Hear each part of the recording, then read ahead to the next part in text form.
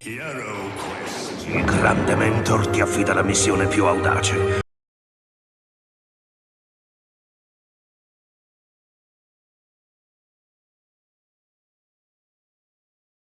Just an intro. Oh, I feel just really lucky to be here. You know, I'm second trip to Italy, and everyone here that I interact with just treats me so well, and I get a lot of respect and a lot of kindness and a lot of passion. So that is it's a long weekend. That passion from the fans is what's keeping me going.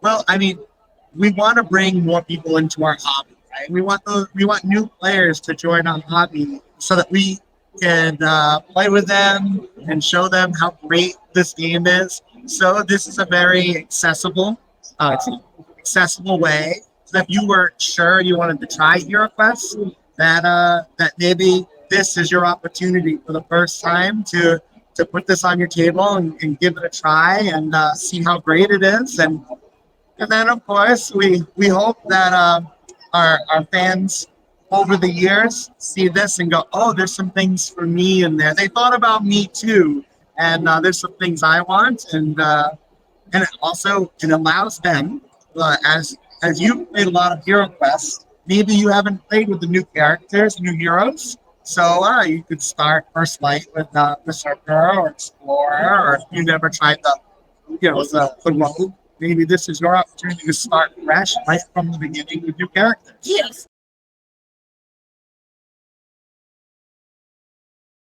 My design goals are, first of all, to make sure that our current fans are excited about a product, right? I don't want to stray too far away from what the essence of HeroQuest is, because it's been, supported by the fan community for 30 years, and I don't want to disrupt that. There's a magic there. There's a magic to this game as it is. Loud, smut. uh, but I will say, we also want to do some new things with HeroQuest. So you'll see that when we release things, we keep the magic of the original, but also try to push the boundaries of modern game design here and there and test it and see if you like it. So an example of that would be the arena, which you guys have been using in Africa, and makes me so happy and proud. You're pretending you're in, and you're using all of to do something special here, and then really makes me.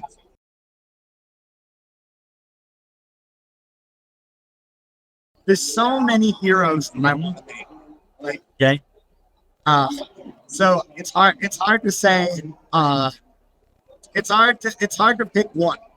But I will say that I have a lot of thoughts for new heroes. Yes, we'll see. We'll see what the future brings with that. It's been great looking.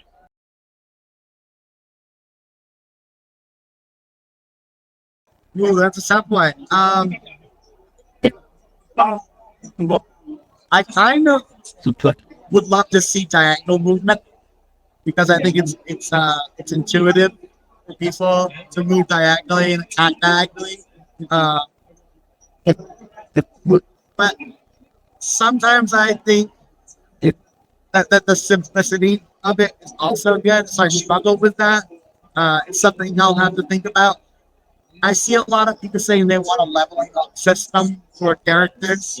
So that would probably be about 13 pounds for these. And then, of course, I see a lot of questions about, oh, by having if I have a two-handed sword or a big sword, a large weapon, can I then, like, attack with a large weapon and then take out my shield and my sword? So, like, I think it would be, if I was starting from the start, maybe you would have locations for armor.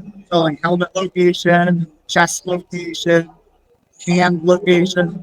That could be interesting. But again, let's see if it's right. You tell me if you think that's a good idea.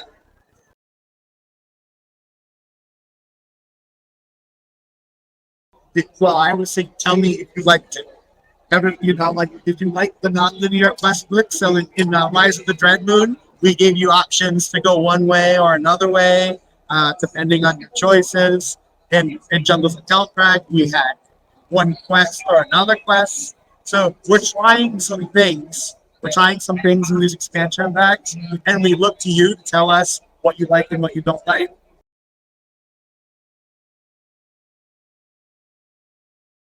We were standing in front of Jungles of Delphrag here. I do like the Jungles of Delphrag coded again. And that ape, I really like the giant ape quite a bit. But I also have a soft spot for the ogre horde because those ogres, how those ogres came out as models were really fantastic. Max Dunbar did the art for the ogres, what we call turnarounds. They have like a illustration that informs the model, and Max Dunbar's art style translated to the models perfectly, and the models came out really great. So maybe I'll choose the Ogre Lord.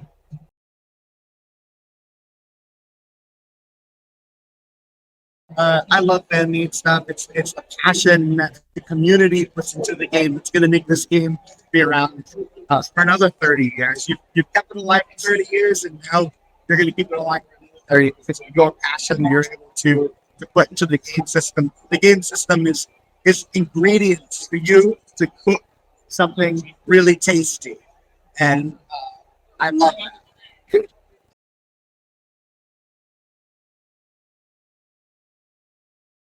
All right, so the wizard is some people's least favorite hero and some people's most favorite. So I will say, just like the barbarian, some people think the barbarian's too simple. Some people love playing the barbarian, right? So heroes, all heroes are not for all people. Some heroes are for some people and some heroes are for other people. So there are people who love the wizard, the mage, that I see here. Uh, so if I was to make a new wizard, I would probably, like I did in Jump of the Belfrac, we have a barbarian and a berserker that's very similar, so that some people who like to play barbarians can still play them. Some people who want the challenge of something a little bit more difficult can play that. I would think of something like that for the wizard. What could I do with the wizard to have a little bit more strategy, both for the player and for Zargon? Uh, that would be interesting. So if I was thinking about doing the wizard, of redoing the wizard, I would think about that. But I think the wizard is quite the way it is. Thank you.